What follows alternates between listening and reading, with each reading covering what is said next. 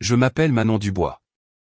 J'ai 29 ans et le message qui a brisé ma famille est arrivé pendant une pause déjeuner que j'ai à peine eu le temps de prendre. C'était un mardi. Les néons bourdonnaient au-dessus de la salle de repos de mon bureau. Mon sandwich à moitié mangé était encore sur le bureau. Mon téléphone s'est illuminé avec le nom de mon père, Henri Dubois. Et une seule phrase est apparue à l'écran, nous coupons les ponts. Ne reviens plus jamais. Aucune explication, aucun avertissement, juste ça. 5 minutes plus tard, ma sœur aînée, Mélanie, a réagi avec un cœur. Un cœur. Je me souviens avoir fixé le message, le goût plastique du café devenant amer sur ma langue. Je ne ressentais même pas de colère, juste cette sorte d'engourdissement qui vient quand on a vu un accident de voiture avant qu'il ne se produise. Alors, j'ai répondu avec le peu d'énergie qui me restait, je retirai mon nom de tous les prêts demain. C'était tout. Pas d'insultes, pas de larmes, juste la vérité. En quelques minutes, mon téléphone a vibré sans arrêt. Les messages se sont accumulés. Ma mère, Sophie, en majuscule frénétique, comment oses-tu faire ça après tout ce que nous avons sacrifié? Puis, papa, ne déforme pas ça, Manon. Tu es cruel. Et Mélanie, toujours la performeuse de la famille, tu as toujours aimé le drame. Je suppose que tu as ton moment de gloire maintenant. J'étais assise là, regardant leurs mots défiler à l'écran comme une tempête dans laquelle je ne mettais pas les pieds cette fois-ci. Aucun d'eux n'a mentionné la vraie raison, la montagne de dettes qu'ils avaient tranquillement accumulées en mon nom. Le prêt pour l'entreprise familiale que j'avais co-signé parce que papa avait dit que ce ne serait que temporaire. La voiture que j'avais achetée pour que maman puisse refaire son crédit. Les charges de la maison que j'avais couvertes pendant des années parce qu'ils ne pouvaient pas se permettre les réparations. J'étais devenu leur filet de sécurité, leur dépanneuse, leur score de crédit humain. Et la seconde où j'ai laissé entendre que je voulais ma propre vie, emménager avec mon petit ami Antoine, épargner pour l'université, je suis devenu l'ennemi. J'ai parcouru à nouveau la conversation de groupe, notant comment ils réécrivaient déjà le récit. J'étais ingrate, égoïste, sans cœur. Mais la vérité était plus simple.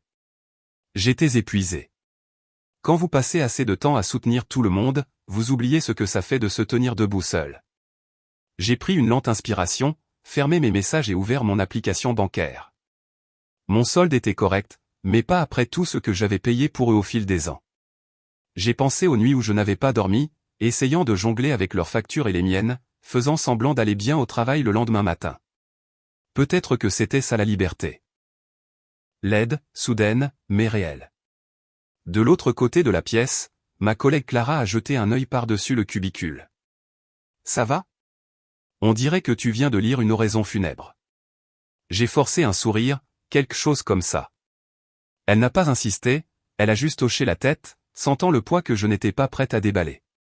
Ce soir-là, je suis rentré chez moi en silence.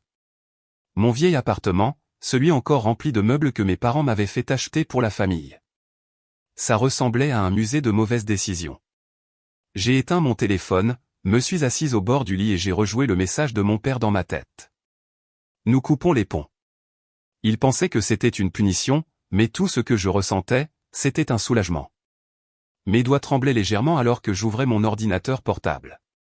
J'ai commencé à tout rassembler. Des copies scannées du prêt commercial, de la police d'assurance automobile, même les relevés de compte joints qu'ils avaient utilisés pour les urgences. J'ai surligné chaque ligne de signature, organisé chaque document par date.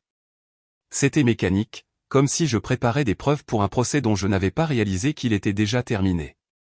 À minuit, la conversation de groupe familial explosait toujours. Ils étaient passés de la fureur à la culpabilité en passant par les supplications. « Maman, tu ne peux pas faire ça, chérie. Nous sommes une famille. Papa, tu ne comprends pas le mal que ça cause. Mélanie, ils ne peuvent pas obtenir de refinancement sans ton crédit, Manon. Tu vas vraiment nous mettre dans le pétrin comme ça. » Mes mains planaient au-dessus du clavier, mais je n'ai pas répondu. Au lieu de cela, j'ai tapé un brouillon de mail à ma banque. Je souhaite initier le processus pour me retirer en tant que co-signataire de tous les prêts ouverts avec effet immédiat. Puis un autre à la compagnie d'assurance, annulant la police sur la deuxième voiture qu'il conduisait toujours sous mon nom. Chaque clic était comme un regain d'oxygène. À 10h07, un dernier message de papa est arrivé, tu fais une énorme erreur. Peut-être, mais pour une fois, ce serait mon erreur, pas la leur. Quand j'ai finalement fermé mon ordinateur portable, la pièce était sombre, à l'exception de la lueur bleue du lampadaire à l'extérieur. Mon reflet dans la fenêtre semblait différent, plus calme, peut-être plus vieux. Demain, j'irai à la banque et je finirai ce qu'ils avaient commencé. Ils voulaient que je parte, alors je disparaîtrais, propre, complète et légale. Les serrures qu'ils avaient coupées ne s'ouvriraient plus jamais. Le lendemain matin, je me suis réveillé avant mon réveil. Mon corps était léger, mais mon esprit était lourd, comme s'il n'avait pas encore rattrapé la réalité que je l'avais vraiment fait. Je me suis habillé avec soin, blazer, cheveux impeccables, le genre d'armure qui a l'air suffisamment professionnel pour cacher une tempête en dessous. Alors que je me rendais à la banque, mes mains agrippaient le volant assez fort pour y laisser des marques. À l'intérieur, l'agent de crédit a cligné des yeux quand j'ai glissé le dossier sur son bureau, parfaitement organisé, onglets colorés, chaque signature surlignée. Je souhaite me retirer en tant que co-signataire de tous les prêts ouverts, ai-je dit, d'une voix ferme. Il a hésité. C'est une sacrée liste, Madame Dubois. Je sais. Il a parcouru les documents, ses lèvres se sont serrées quand il a réalisé à quel point ma famille était liée à mon nom. Le prêt pour la petite entreprise, la voiture, même une ligne de crédit pour des rénovations que je ne me souvenais pas avoir approuvées. Je vais devoir initier des demandes de libération formelle. Cela peut prendre quelques jours. C'est bon. Il m'a regardé longuement, ce regard de banquier poli, à mi-chemin entre la sympathie et la curiosité. Vous êtes sûr de vouloir faire ça? Les familles peuvent. Les familles peuvent aussi vous ruiner, les jeux interrompus doucement. Il a hoché la tête une fois, a tamponné un formulaire et m'a remis des copies. Le son de son tampon a résonné dans le bureau silencieux comme un maillet de juge. Quand je suis sorti au soleil, j'ai réalisé à quel point c'était simple. Des années de manipulation effacées avec quelques signatures. Mon téléphone a vibré à nouveau. 9 nouvelles notifications. Je n'ai même pas regardé. J'ai conduit jusqu'à un parc tranquille à la place, me suis garé sous un arbre et me suis assise là à respirer. J'ai pensé à Antoine, comment il m'avait tenu la nuit dernière sans poser de questions, juste un soutien silencieux. J'aurais dû ressentir du soulagement. Au lieu de cela, je me sentais comme un soldat après la bataille, vivante, mais secouée. Ce soir-là, j'ai enfin regardé mon téléphone. Message vocal 1. Maman sanglotait si fort que ses mots étaient hachés. Manon, s'il te plaît. Tu ne comprends pas ce que tu fais. Nous sommes tes parents. Nous nous sommes juste fâchés. Tu ne peux pas nous abandonner. Message vocal 2. Papa furieux. Ça dépasse les bornes. Tu fais du mal à ta mère. Message vocal 3. Mélanie dégoulinant de venin. Je suppose que tu es fier. J'espère qu'Antoine sait que tu le jetteras quand il ne sera plus utile. J'ai tout supprimé. Cette nuit-là, je suis resté chez Antoine. Il vivait en périphérie de la ville dans un complexe d'appartements calmes entouré d'arbres. Nous avons fait des pâtes, bu du vin rouge bon marché et regardé un film dont je me souvenais à peine. À un moment donné, il a mis l'écran en pause. Tu penses trop. J'ai souri faiblement. L'habitude. Il m'a effleuré la main. Tu n'as rien à expliquer. Respire juste, d'accord? Et pour la première fois depuis des semaines, je l'ai fait. 2 jours plus tard, j'étais au travail lorsque la réceptionniste m'a envoyé un message. Quelqu'un vous demande. Femme d'âge mûr, joli manteau, ne veut pas donner son nom. Mon estomac s'est noué. Je savais déjà. Quand je suis arrivé à l'accueil, maman était assise dans le hall, les mains soigneusement pliées comme si elle attendait un entretien d'embauche. Manon, dit-elle, se levant trop vite. Chérie, il faut qu'on parle. Je suis au travail. Je serai rapide. Elle a forcé un sourire. Ton père et moi, nous avons réagi de manière excessive. Les familles se disputent. Tu as eu ton petit moment. Nous comprenons, mais maintenant il est temps de arranger ça. Sa voix tremblait juste assez pour paraître sincère. Je n'ai pas répondu. Elle a ouvert son sac et en a sorti un dossier. À l'intérieur se trouvaient des photocopies. Tous les documents que j'avais touchés, les prêts co-signés, les formulaires d'assurance, même ma déclaration de revenus de l'année dernière. Nous avons parlé à un avocat, dit-elle doucement. Il a dit que tu pourrais encore être légalement obligé pour certains d'entre eux. Il y a des failles. Tu pourrais avoir de vrais ennuis si tu ne gères pas ça correctement. Mais si tu coopères juste, nous pouvons faire en sorte que ça disparaisse. J'ai fixé les papiers, ma propre écriture, mes propres signatures maintenant utilisées comme des chaînes. Comment as-tu eu ça? Ai-je demandé doucement. Ses lèvres ont tressailli. Ne sois pas dramatique. Nous avons juste fait des copies quand tu vivais avec nous. J'ai senti l'air se vider de la pièce. J'ai reculé d'un pas, nous avons fini ici. Manon, attends. Mais j'étais déjà en train de m'éloigner. Je pouvais sentir ses yeux me brûler le dos en quittant le hall. Mes mains tremblaient quand je me suis assise à mon bureau. Ma manager, Sonia, a jeté un coup d'œil par-dessus le mur du cubicule, les sourcils levés. Ça va? Affaire de famille, ai-je dit, forçant une inspiration. Juste la famille. Elle a hoché la tête, comprenant plus que ce que je disais. Dès que j'ai été seul, j'ai ouvert mon ordinateur portable et j'ai tout changé. Mot de passe bancaire, identifiant de crédit, même la sécurité de mon email. Chaque trace qu'il pouvait atteindre, scellée. Cette nuit-là, Antoine m'a trouvé assise par terre, l'ordinateur portable sur les genoux, l'épuisement dans chaque muscle. Il s'est accroupi à côté de moi. Ils sont venus à ton travail, n'est-ce pas? J'ai hoché la tête. Il n'a pas posé plus de questions. Il a juste pris l'ordinateur portable de mes mains doucement, l'a fermé et a dit, ils ne peuvent plus vivre gratuitement dans ta tête. J'ai essayé de rire, mais ça a ressemblé à un soupir. Tu rends ça facile. Ça ne l'est pas, dit-il, mais tu le fais quand même. Le lendemain matin, je me suis réveillé au son de la pluie contre les fenêtres.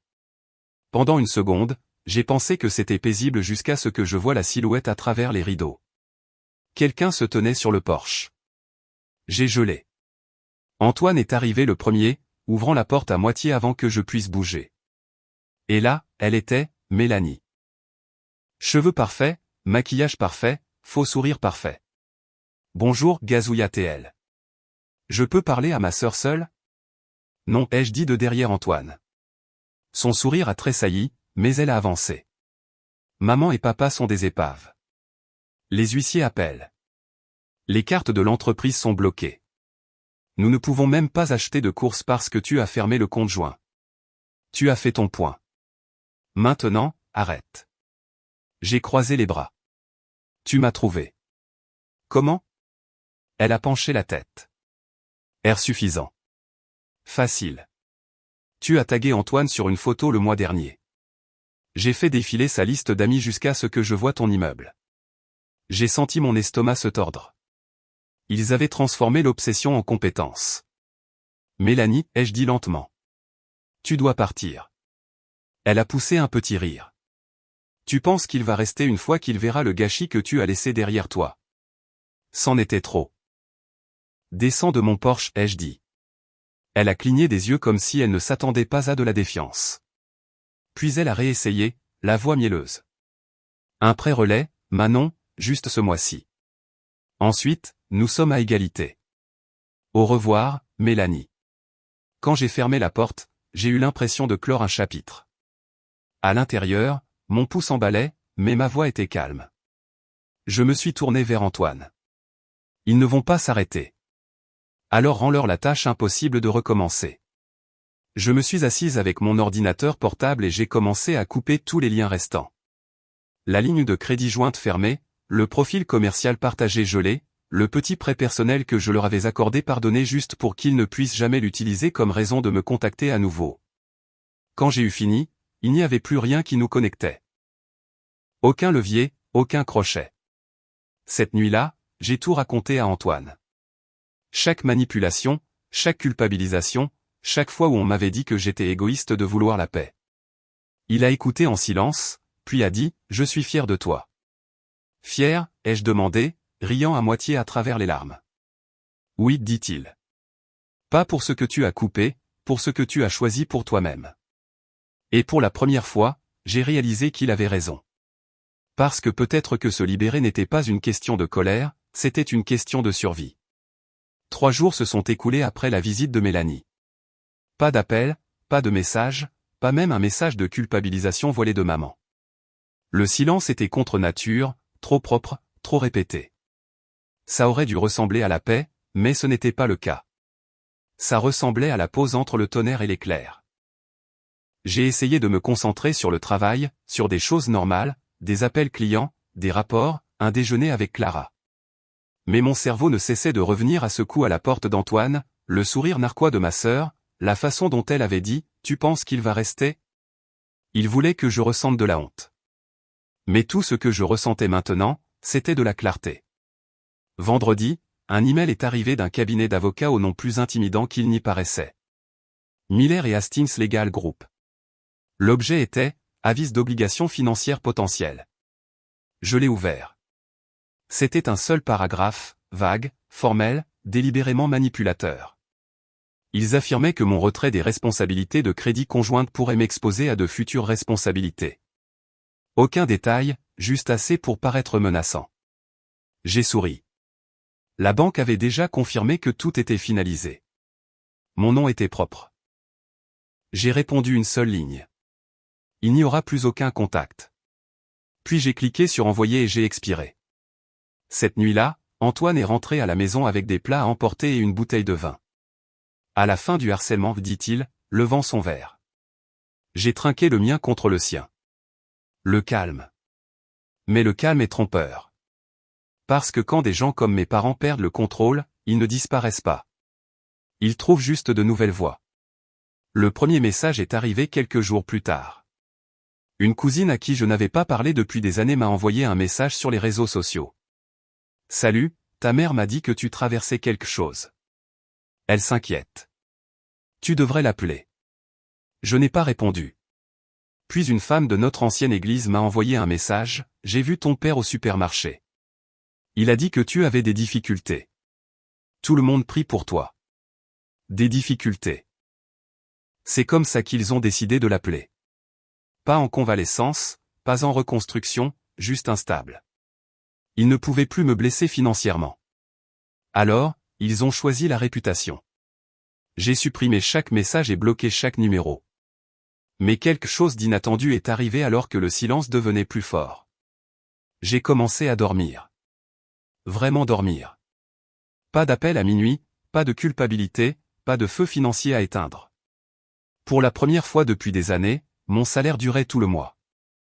Antoine et moi étions assis un soir sur le canapé à partager une pizza quand je me suis surprise à rire. Un vrai rire profond. Il a souri.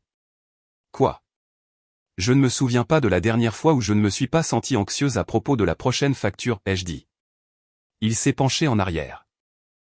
C'est parce que ce n'est pas ton travail de porter le chaos des autres. Une semaine plus tard, je naviguais sur Zillow pendant ma pause déjeuner, ne cherchant rien, juste par curiosité quand je l'ai vu. Leur maison. La maison familiale des Dubois était à vendre. Pré-saisie, indiquait l'annonce. Un frisson m'a parcouru. J'ai cliqué sur les photos. Des pièces à moitié vides, de la peinture écaillée. L'îlot de cuisine que j'avais aidé à payer maintenant ébréché et terne. Pendant une seconde, la culpabilité m'a piqué. Ce vieux réflexe. Mais ensuite, je me suis souvenu de chaque fois que papa disait « Nous n'avons besoin que de quelques mois ». Chaque fois que maman disait « Tu as tellement de chance d'avoir un emploi stable, chérie ». Ils avaient construit leur confort sur mon crédit. Et quand je me suis éloigné, tout s'est effondré. Cette nuit-là, un email est arrivé de maman. Objet, merci de lire, Manon. J'ai hésité avant de l'ouvrir. Tu nous manques. Nous n'aurions jamais cru que tu abandonnerais ta famille. La santé de ton père n'est pas bonne. Nous sommes en retard de paiement. Nous avons juste besoin d'un peu d'aide pour nous remettre sur pied. S'il te plaît, chérie, une dernière chance. La manipulation était presque poétique, le mélange parfait de culpabilité, d'amour et de désespoir financier. J'ai fixé le curseur clignotant, tenté d'expliquer, de raisonner. Puis j'ai pensé à toutes les fois où j'avais raisonné auparavant, et comment chaque explication était devenue une munition contre moi. Au lieu de cela, j'ai ouvert un autre onglet. Un refuge pour femmes à qui j'avais fait un don avait une campagne en cours. Aider les familles à échapper aux abus financiers. J'ai envoyé de l'argent qui, pour une fois, aiderait réellement quelqu'un à s'échapper, et non à le garder piégé. Puis j'ai supprimé l'email. Quelques jours plus tard, je suis passé devant leur maison. Les rideaux avaient disparu. Le jardin de devant était négligé. Un panneau à vendre délavé penchait de travers près de l'allée. Je suis resté là dans ma voiture un long moment, regardant l'endroit où j'avais autrefois été leur sauveuse, leur solution, leur distributeur automatique invisible. Il n'y avait aucune satisfaction, aucune vengeance, juste la vérité. Il n'avait pas perdu la maison parce que j'étais parti. Il l'avait perdue parce qu'il l'avait construite sur le dos de quelqu'un d'autre. Quand je suis rentré à la maison, Antoine préparait le dîner. Aïe, tomate, rire d'un film jouant en arrière-plan. Il a levé les yeux quand je suis entré. Ça va? Oui, ai-je dit doucement. Je suis passé devant la maison. Il a posé la cuillère. Et elle est vide. Il a hoché la tête lentement. Parfois, c'est à ça que ressemble la paix. J'ai souri. Vide. Non, dit-il. Honnête. Et ce mot honnête m'est resté en tête toute la nuit. Parce que pour la première fois de ma vie d'adulte, il n'y avait plus de mensonges à démêler. Plus de culpabilité, plus de dettes secrètes, plus de faire semblant d'être d'accord avec le fait d'être utilisé. Juste le son de la pluie dehors, Antoine fredonnant dans la cuisine, et un avenir qui me semblait enfin le mien. Cela faisait 2 mois que la maison était à vendre. 2 mois depuis le dernier email de ma mère, et 2 mois depuis que j'avais enfin cessé de me réveiller avec ce pic d'appréhension, m'attendant à une nouvelle crise. La paix me semblait étrange. Parfois, je me surprenais à écouter mon téléphone, attendant le son familier de la culpabilité. Et quand il ne venait pas, je réalisais que je retenais mon souffle pour des fantômes. Antoine et moi avons emménagé dans un appartement plus lumineux. De grandes fenêtres, un balcon donnant sur la ville, et une petite cuisine qui sentait toujours le café et la cannelle. Ce n'était pas luxueux, mais c'était le nôtre. Nous partagions le loyer, les tâches ménagères, et avions le genre de soirée tranquille que je n'avais jamais cru possible. Pas de cris, pas de culpabilisation, personne ne surveillant mes dépenses ou ne questionnant mes choix. C'est à ça que ressemblait un vrai partenariat. Un dimanche matin, alors que la lumière du soleil inondait le sol, Antoine a fait défiler son téléphone et a dit nonchalamment « Eh, tu as vu ça ?» Il a tourné l'écran vers moi. C'était une publication de Mélanie sur les réseaux sociaux, une longue légende sous une photo d'elle debout devant un camion de déménagement. Nouveau chapitre, les mois les plus difficiles de nos vies, mais nous sommes forts.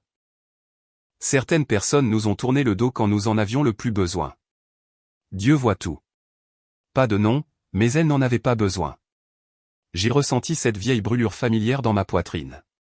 Pas de colère, pas de culpabilité, mais la douleur de la reconnaissance. Il n'avait rien appris. Bloque-la, dit simplement Antoine. Je l'ai déjà fait, murmurai-je, fixant la photo.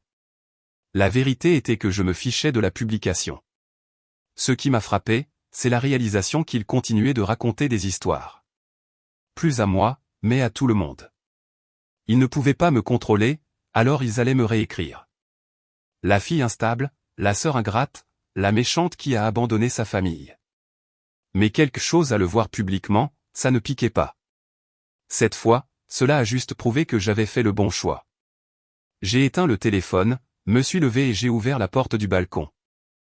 L'air de la ville s'est engouffré, frais et clair. J'avais échappé à leur tempête. Mais la tempête n'en avait pas fini avec moi. Ce soir-là, nous venions de dîner quand on a frappé à la porte. Antoine et moi avons échangé un regard, ce regard calme et méfiant que nous avions développé chaque fois que des choses inattendues se produisaient. Il a ouvert la porte lentement. Maman et papa se tenaient là.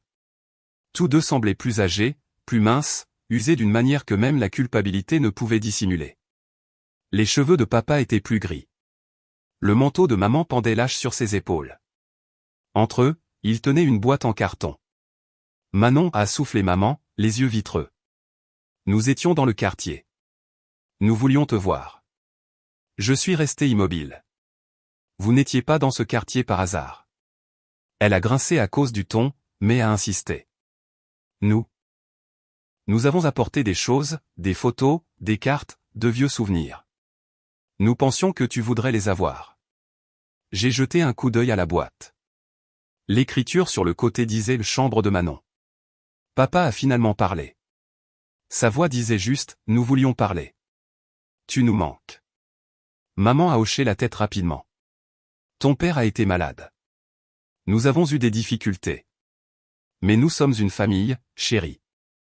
Les familles pardonnent. J'ai croisé les bras. Tu veux dire que les familles oublient? Elle a cligné des yeux, déconcertée. Nous n'avons jamais voulu te faire de mal. Tu es notre fille. Non, ai-je dit doucement. Vous vouliez m'utiliser. Ce n'est pas la même chose. La patience de papa a craqué. Ne recommence pas. Tu penses que nous couper les ponts te rend meilleur? Nous ne serions pas dans ce pétrin si tu n'étais pas parti. La voix d'Antoine était calme mais ferme. Monsieur, je pense que vous devriez partir. Papa l'a ignoré. Juste jusqu'à ce que nous nous remettions sur pied, Manon. C'est tout ce que nous demandons. Une chance de plus. La phrase a résonné dans ma tête. Une chance de plus. Les mêmes mots qu'ils avaient utilisés après chaque promesse brisée, chaque dette, chaque manipulation. J'ai pris une profonde inspiration. Non. Le lèvre de maman a tremblé. Tu nous détestes tant que ça. Je ne vous déteste pas, ai-je dit. La haine demande de l'énergie, et j'ai fini de vous donner la mienne. Pendant une seconde, personne n'a bougé. Puis maman a posé la boîte doucement sur le sol. Nous laissons ça. Réfléchis-y juste. Ils se sont retournés et sont partis, le bruit de leurs chaussures s'est estompé dans le couloir. Je n'ai pas ramassé la boîte. Je l'ai laissée dehors toute la nuit, de la même manière qu'ils m'avaient autrefois laissé avec leurs problèmes, lourdes, non sollicitées et silencieuses. Le lendemain matin, la boîte était humide de la pluie. L'encre de l'étiquette s'était estompée en un flou. Je l'ai descendue jusqu'au vide-ordures et l'ai laissé partir. Non pas parce que les souvenirs n'avaient pas d'importance, mais parce que je n'avais enfin plus besoin de preuves de ce que j'avais été pour eux. Ce soir-là, Antoine et moi étions assis sur le canapé, la télévision murmurant en arrière-plan. Il a tendu la main, entrelaçant ses doigts avec les miens. « Tu vas bien ?» « Oui, ai-je dit doucement. Pour la première fois depuis longtemps, je crois que oui. Nous n'avons pas parlé de la boîte ou de mes parents ou de ce qui allait suivre. Nous sommes juste restés assis. Le genre de calme qui semble sûr au lieu de lourd. Dehors, les lumières de la ville clignotaient comme de petites étoiles tenaces. Et pour la première fois, je ne regardais pas en arrière.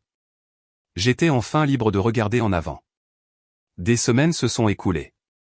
La fin de l'automne a fait place à l'hiver, et le bruit de ma famille, les appels, les messages, la culpabilité ont finalement cessé.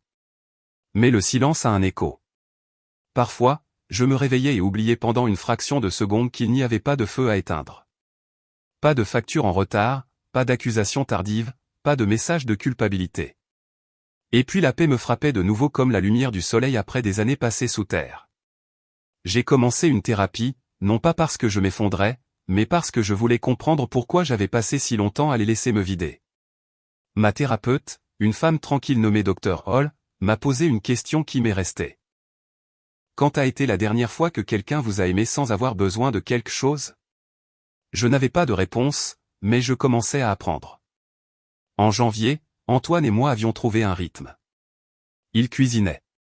Je dansais pieds nus dans la cuisine. Nous nous disputions parfois, de vraies petites disputes qui se terminaient par des excuses plutôt que par de la culpabilité. Une nuit après le dîner, j'ai ouvert mon email et j'ai figé. C'était un message d'une vieille parente, ma tante Lorraine, qui avait toujours été à mi-chemin entre une spectatrice et une commère. Tes parents ont perdu la maison. Ton père fait des livraisons à temps partiel. Ta mère fait du babysitting pour de l'argent. Mélanie est rentrée à la maison au chômage. Je pensais que tu devrais savoir. J'ai fixé les mots, attendant ce coup familier de culpabilité. Il n'est pas venu. Au lieu de cela, j'ai ressenti quelque chose de plus proche de la pitié. Ils avaient construit leur monde entier sur une stabilité empruntée. La mienne. Et quand je l'ai retirée, ils n'avaient plus rien sur quoi s'appuyer. Antoine est venu derrière moi, lisant par-dessus mon épaule. Ça va? Oui, ai-je dit. Je crois que je viens de réaliser quelque chose. Il a penché la tête. Quoi donc? Que je n'ai pas besoin de vengeance, ai-je chuchoté. J'ai déjà la paix. Il a souri, a embrassé ma tempe et a dit, c'est celle qui dure. Un mois plus tard, j'ai été promu. Une augmentation, un bureau d'anglais et un nouveau projet qui aurait rendu mon père fier autrefois, bien avant que sa fierté ne dépende de ce que je pouvais lui donner. J'ai pensé à leur dire, mais la pensée a disparu aussi vite qu'elle était venue. Ils n'avaient pas gagné le droit d'être informés de ma vie. Cette nuit-là, je me suis tenu sur le balcon, regardant les lumières de la ville. La même ville où j'avais autrefois pleuré dans ma voiture devant une banque, tremblant de culpabilité et de peur. Maintenant, cela ressemblait à la maison. Mon téléphone a vibré, un message d'un numéro inconnu. Nous vous avons vu sur le site de l'entreprise. Félicitations. Nous sommes contents que vous alliez bien. Pas de nom, mais je savais qui c'était. Je l'ai fixé un long moment, puis j'ai bloqué le numéro sans répondre. Ils pouvaient garder leur version de l'amour, celle qui ne venait que lorsqu'ils avaient besoin de quelque chose. J'en avais fini de traduire la manipulation en affection. Le printemps est arrivé. Antoine et moi avons déménagé à nouveau, cette fois dans un endroit avec plus de lumière. Des fenêtres du sol au plafond, des murs blancs d'où est suffisamment d'espace pour un avenir que nous construisions ensemble. Le jour où nous avons déballé, j'ai trouvé une vieille photo au fond d'une boîte, une qui avait dû être mélangée pendant le déménagement. C'était moi à 16 ans, debout devant la maison des Dubois, souriant à l'appareil photo. Papa avait écrit au dos, notre colle. Tu nous tiens ensemble. J'ai fixé ce mot, colle. La colle ne dure pas éternellement. Elle craque quand elle est trop étirée. Elle perd son adhérence quand ce qu'elle retient ensemble ne vaut pas la peine d'être sauvé. J'ai rangé la photo au fond d'un tiroir, non pas comme une blessure, mais comme un rappel que l'amour bâti sur le contrôle n'est pas de l'amour du tout. Des mois plus tard, la vie était méconnaissable.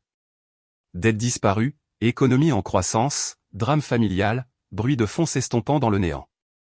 Moi enfin entière. De temps en temps, j'entendais parler de parents éloignés essayant de jouer les médiateurs. Ils sont désolés, Manon. Ils parlent de toi tout le temps. Ils veulent juste une chance d'expliquer. Mais la vérité était qu'ils avaient déjà tout expliqué dans chaque prêt, chaque culpabilisation, chaque fois qu'ils m'avaient fait me sentir petite pour avoir dit non. Et j'avais déjà répondu. Plus de contact, plus de sacrifices, plus de faire semblant de leur devoir des morceaux de moi-même pour prouver que je les aimais.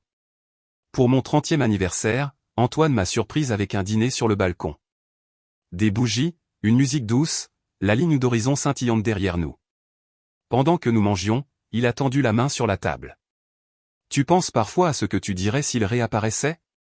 J'ai souri faiblement. Oui. Que leur dirais-tu ?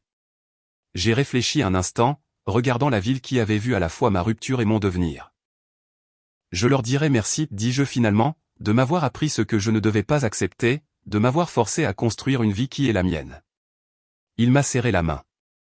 Tu es vraiment inébranlable, tu sais ? J'ai ri. Non, juste indestructible pour les mauvaises personnes. Et alors que la nuit s'installait autour de nous, le bourdonnement des voitures en contrebas, le scintillement de la bougie attrapant ses yeux, j'ai réalisé que c'était la vraie fin. Pas la vengeance, pas la victoire, juste la liberté. Le genre qui n'a pas besoin d'être bruyant, le genre qui reste. Parce qu'ils m'ont un jour appelé leur colle. Ils n'ont jamais réalisé que la colle se brise quand elle est trop étirée. Et parfois, quand elle se brise, elle vous libère.